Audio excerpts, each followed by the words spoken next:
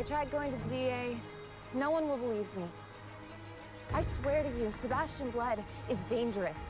And you're the only person in this city who can stop him. What do you get when you take Laurel, a character I don't like, and make her the main focus of an episode?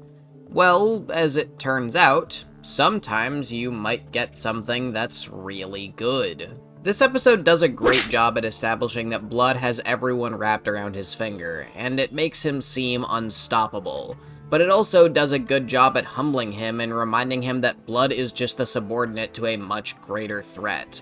Even though Blood has the ability to make anyone and anything go away, Slade still doesn't consider him to be worth a damn, and that just makes the audience even more tense about what's to come. How is Oliver going to stop Slade when he can't even stop the guy's lackey? This might be a stretch, but I feel like Blood's amount of influence has to be evocative of his mind control abilities from the Teen Titans animated show. He obviously has the Church of Blood like in the comics, but the fact that he's able to fool people and manipulate evidence has got to be in some way related to the animated incarnation of the character. Maybe I'm just looking for connections where they don't belong, though. I actually like that the security guards tried to get the cameras back up in this scene, because that's something that rarely happens in these types of shows. You kinda accept that everyone that's not the main characters are incompetent, but this kinda challenges that acceptance, and it's great if only for one scene. This fight between Oliver and Blood should not be close, though. I do wonder what Blood's plan was to get Laurel discredited, though. Did he send Daly to plant evidence and he just happened to find her pills? It was an effective move because it forced some of the other characters to confront the truth, but I'm confused about whether Blood knew about her addiction or not. Oliver only goes to get Laurel a glass of water because the plot says he needs to be incapacitated. How in the goddamn hell does Slade just disappear after making this threat? I can't wait to call that plot hole out 1,000 times. There's an underlying theme of addiction in this episode, and while it's obviously talked about with Laurel, it's less obviously included with Roy. Very technically, the guy has been juicing non-stop for weeks. That alone does something to a person. But then you factor in the isolation and lying to Thea, not to mention Thea taking the stance of, I'm on your side, but you need help, and it's hard to ignore what the episode's hinting at. But unlike Laurel, who was denying that possibility that she had a problem, Roy realized what he was doing and wants to control it. This episode is clearly telling you that Roy is spiraling out of control, and the Mirakuru messing with his mind is only part of the reason that's happening. I love that we see Oliver thank Roy for saving his mother. Was the main reason for saying that to check up on Roy and make sure he wasn't hulking out? Sure, but that doesn't mean the thank you isn't genuine. Seeing as Dig was the only one that was so sure about Moira being involved in the undertaking last season, it's hard to believe that he's not even a little suspicious of Sebastian Blood. It actually upsets me how Dig, who's never even had a conversation with Blood, is sticking his neck out for him and making excuses when he refused to even acknowledge the possibility that Moira was innocent. That just doesn't click to me. As a city alderman, Blood would have had access to the files. He's running for mayor. One hint that he killed his father and his political future is dead in the water. Wait, I thought you two were supposed to be friends.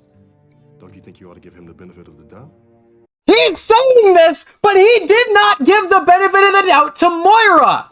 I really like how Oliver acknowledges that he has a blind spot for Laurel, since he absolutely does. But I don't like how he says that it's the only reason he considered Blood suspicious. Seriously, that evidence is circumstantial at least, and not all of it can be brushed under the rug. The file on Blood's father's murder still went missing right after Laurel brought it to Oliver's attention. That is not a coincidence. You people are smarter than this. No. When they pile up like that, it becomes evidence. We don't get much of Quentin this week, but the scenes he's in are fantastic. Hearing the Arrowverse's most caring dad be so completely disappointed and distraught is really great. Roy is subtly fantastic in this episode. Isolation is not the way to deal with this problem, but he doesn't know that, and he's scared that letting anyone in is gonna get them hurt. And he's not even wrong to think that considering what went down with that scumbag he nearly killed. And then we get to Laurel, and I actually really like her in this episode. Seeing her spiral is surprisingly effective. I especially like that Donner is the one to bring up her addiction at the end of the episode, considering that he acknowledged that he took vertigo on live television. I was actually surprised that they brought that up. It almost makes me feel bad for Laurel despite all the hell she puts her dad through. Almost. Oh, and also this. Do you remember when you spilled that beer on me at Tommy's party? I had this embarrassing crush on you. And Laurel, she knew it. And that's why the party got broken up by the cops. She tipped off our dad. Then I was grounded for a month, and the next thing I knew, you and Laurel were together. That bitch! Like I said, almost. Her refusal to acknowledge her drug problem and insistence that she has an explanation is very much in line with how drug abuse problems can be in real life though, so I'm once again more willing to give this episode a few points for that. That doesn't mean I have to like Laurel as a character though, I just like what they're doing with her. I really like the scene at the top of the episode between Blood and his mother, and it actually makes his mom a really interesting character in just one scene. For starters, she asks the nurse not to go when Blood shows up, which pretty clearly spells out how afraid she is of him. However, then you get later into the scene where she says that she hurt him by telling Laurel the truth, and starts apologizing. And I honestly can't tell if she apologizes out of fear or because she actually loves him. Yeah, Blood's a goddamn sociopath, but he's still her son, and parents on this show care for their kids a lot. Quentin, Moira, even Malcolm all love their kids regardless of what they do to hurt them, especially in Quentin's case. Or maybe she's trying to convince herself that she loves Blood. That's also a possibility. Seeing Ivo turn from the caring, manipulative voice into his sinister tone shows you just how depraved he really is. And after reading up a little bit on the Arrowverse wiki, holy fuck do I think I underrated Ivo as a villain. I always remember thinking of him as just being the side antagonist to Slade, and you can even see hints of that in the earlier breakdowns, but I don't think I realized just how depraved and manipulative he was. He had to have been manipulative enough to convince Oliver that Shadow's death was his fault, after all. I'd love to give this episode a 5 here, but I just can't bring myself to. I keep talking myself between these two scores, and I really feel like this one could go either way, but because of Dig advocating for Blood and Team Arrow ignoring the evidence, I'm gonna settle for this being a very high 4. The camera work in this episode is really great. It's directed by the ever-reliable Glenn Winter, who you can just tell had a lot of visual inspiration here. There's a lot of top-down cam, which is visually striking. The camera moves to follow objects the characters are holding. The scenes are lit really well. The camera moves very kinetically. The direction here is just really good.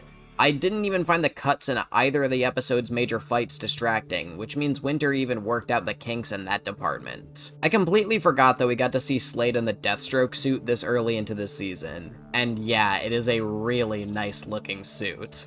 It's interesting that we get to see the guy Roy gets his information from in episode 3 being interrogated by Oliver. They could have just chosen to go with another random actor for a one-off appearance, but they knowingly chose someone we've seen before. That scene between Blood and his mother at St. Walker's was a really good way to open the episode.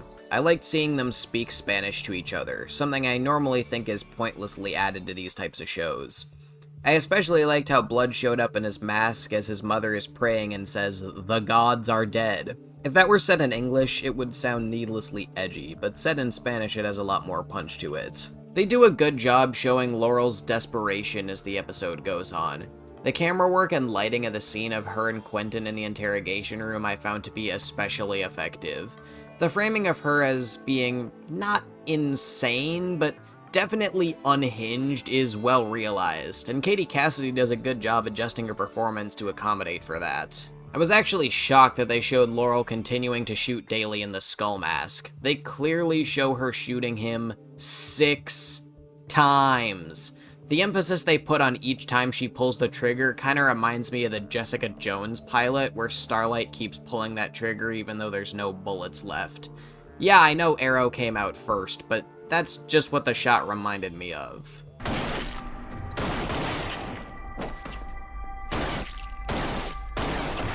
Oh, she was still shooting! How is he still alive? And Daly's sickening, evil smirk in response to Laurel shooting him is really creepy. It's almost like he's saying, "You're right, but nobody's gonna believe you now." Congratulations. you played yourself. While this episode is undeniably important, I struggle to say it's unskippable. The episode pushes along a lot of subplots and shows that Blood is expertly able to get people off his back, at least after getting encouragement from Slade. And I give the episode a few extra points of novelty for showing Slade in the suit. Especially coming off the heels of the last episode, this is a much better watch comparatively. It actually pushed the plot forward, didn't feature any scenes of tension in the well-oiled machine that is Team Arrow, and we got to see Slade kill some dudes with a sword, throw on a major status quo change like Laurel being thoroughly discredited and Oliver not trusting her anymore, and you've got a pretty solid watch, all things considered. Your incompetence has now cost 4 lives, Alderman. Fail me again, and yours will be the 5th.